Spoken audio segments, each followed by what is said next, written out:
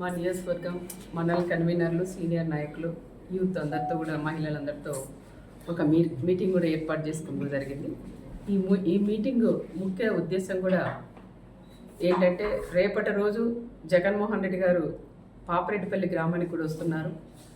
లింగమయ్య ఆ కుటుంబాన్ని కూడా పరామర్శించడానికి ఆయన వస్తున్నారు కాబట్టి దాని గురించి మేము ఇక్కడ ఒక మీటింగ్ కూడా నేను ఏర్పాటు చేసుకున్నాం. మా వాళ్ళలో అంటే మా తెలుగుదేశం నాయకులు కానీ కార్యకర్తలు కానీ పరిటాల రవి గారి అభిమానం ఎంతో ఆవేదనగా కూడా ఈరోజు వాళ్ళలో కూడా కనిపించింది. మీరు కూడా ఇప్పుడు చూసింటారు. జగన్ రెడ్డి వస్తున్నారు, ఆయన హెలికాప్టర్ దిగకూడదు, మేము చుట్టుముట్టి మళ్ళీ తిరిగి ఎన్నిక పంపిస్తామని వాళ్ళ ఆవేదన కూడా ఈరోజు చెప్పింది కూడా జరిగింది. ఎందుకంటున్నారంటే, ఆ రోజు పులివిందలకి పరిటాల రవి అని వెళ్ళినప్పుడు అడగడగనా చెక్ చేసి ఆయనకు ప్రాణహామీ ఉండదని తెలిసినా అడగడగిన చెక్ చేసి కేవలం 3 బండ్లు మాత్రమే పంపించి అక్కడ కోర్టులో కూడా హాజరైనారనే విషయం చాలా మందిలో ఆ రోజు తిరిగి వెళ్ళిన వాళ్ళందరికీ, పరిటాల రవి గారితో ఎవరైతే వెళ్ళారో వాళ్ళందరికీ కూడా ఆవేదన, ఆ బాధ అనేది ఈరోజు కళ్ళకు కట్టినట్లు కూడా కనిపించింది. మరి ఈరోజు మన రామగిరి మండలానికి వస్తున్నారు, మన ప్రాంతానికి వస్తున్నారు, ఆయన రాకూడదు, మీరు నో అని చెప్పొద్దండి అని నన్ను గట్టిగా కూడా నన్ను నిలదీస్తున్నారు. అయినా ఈరోజు మా నాయకుడు చంద్రబాబు నాయుడు గారు మాకు ఒకటే నేర్పించారు. ఆయన చావుదానికి వస్తున్న చావుదాన్నే ఒక రాజకీయంగా లింగమయ్య అనే వ్యక్తే కనీసం ప్రకాష్ రెడ్డి అనే వ్యక్తికి కూడా తెలియదు. లింగమయ్య ఫ్యామిలీ కూడా తెలుగుదేశంలోనే ఉండేవాళ్ళు. వాళ్ళ పిల్లలకు కూడా ఉద్యోగాలు కూడా ఆ రోజులు ఇప్పించింది కూడా మేమే అని కూడా మేము చెప్పుకోవచ్చు. కానీ కొన్ని సందర్భాల్లో పార్టీలు కూడా మారిన తర్వాత అనుకోకుండా మన ఉగాది రోజు సంఘటన జరగడం, ఆ సంఘటన జరిగినప్పుడు ఒకరికొకరు కొట్టుకొని ఆ రోజు చనిపోవడం కూడా చాలా బాధాకరం. ఫస్ట్ జగన్ రెడ్డికిను ప్రకాష్ రెడ్డికి కాదు బాధపడిన వ్యక్తి నేనని కూడా చెప్పుకోవచ్చు. నా ప్రాంతంలో, నా మండలంలో ఈ విధంగా జరగడం అది చాలా బాధాకరం అని కూడా మేము చేసాం. అది మామూలుగా సాధారణంగా గొడవపడి చనిపోవడం తప్ప అది ఒక ఫ్యాక్షన్ మర్డర్ అయితే కాదని ప్రత్యేకంగా నేను కూడా చెప్తున్నాను.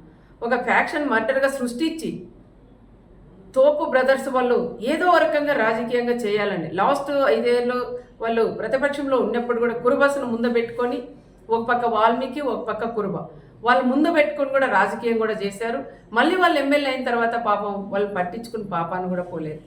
మళ్ళీ ఈరోజు వాళ్ళు ప్రతిపక్షంలో ఉన్నారు కాబట్టి వాళ్ళకి దొరక 9 నెలల తర్వాత ఆయన లింగమయ్య చనిపోయాడు కాబట్టి ఆ లింగమయ్యని ఒక రాజకీయంగా వాడుకొని ప్రకాష్ రెడ్డికి కూడా, ఆయన జగన్ రెడ్డికి కూడా పరిటాల కుటుంబం వాళ్ళు ఈ విధంగా చంపారు, ఒక ఫ్యాక్షన్ మర్డర్ అని చెప్పి ఈరోజు ఆయన్ని ఇక్కడ తీసుకొని రావడం అది ఎంతవరకు సహజమని కూడా కనుక్కోవాలి. ఒకసారి జిల్లాలో ఉండే మాజీ ఎమ్మెల్యేలు అందరూ ఉన్నారు, మాజీ మంత్రులు ఉన్నారు, మా కుటుంబం గురించి కూడా అందరికీ కూడా తెలుసు.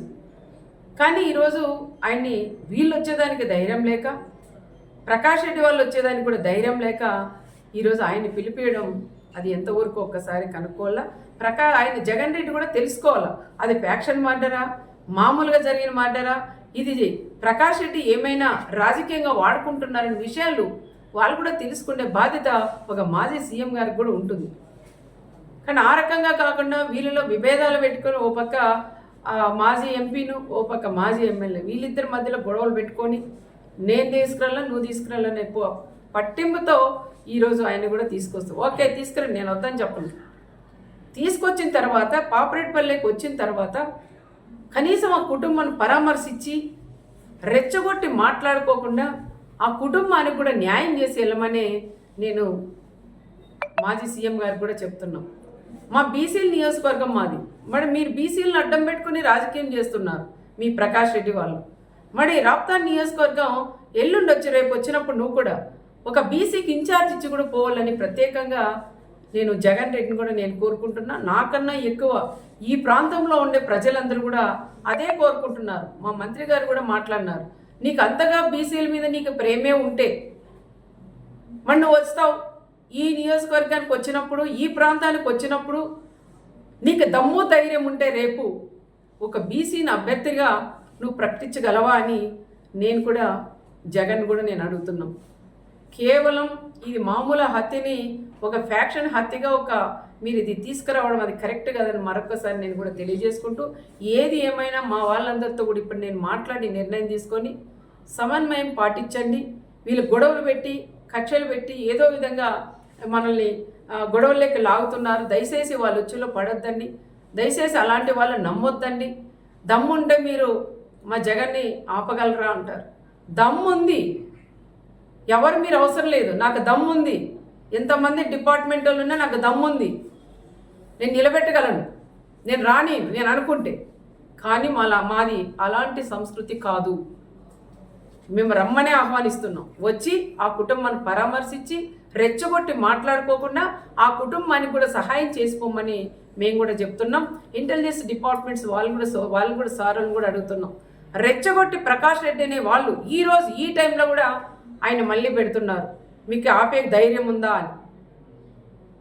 ఇక్కడ తెలుగుదేశం బ్లడ్ ఉంది, ఇక్కడ పరిటాల బ్లడ్ ఉంది, మా చంద్రబాబు నాయుడు గారి బ్లడ్ ఉంది. మేమెందుకు ఆపమయ్యా ఆపాలంటే?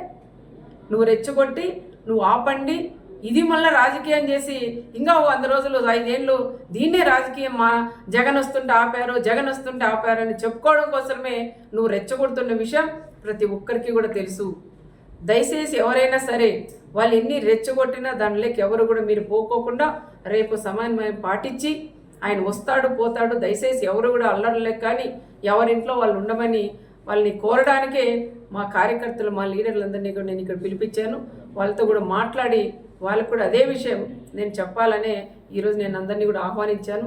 అది కూడా నేను చెప్తాను. రేపు వస్తాడు, ఆయన పోతాడు. దాని గురించి ఎవరు కూడా మాట్లాడొద్దండి. ఏ చిన్న గొడవ వద్దని చెప్తున్నాం. మా వాళ్ళ రిక్వెస్ట్ ఏమంటే తప్పకుండా వాళ్ళు 4-5 బళ్ళలే రావాలా, కాన్వాయ్లతో కూడా రాకూడదు. అదేవిధంగా ఎవరైతే మన పార్టీ లీడర్లు వాళ్ళు కార్యకర్తలు ఇల్లు ఉంటాయో అక్కడ వాళ్ళ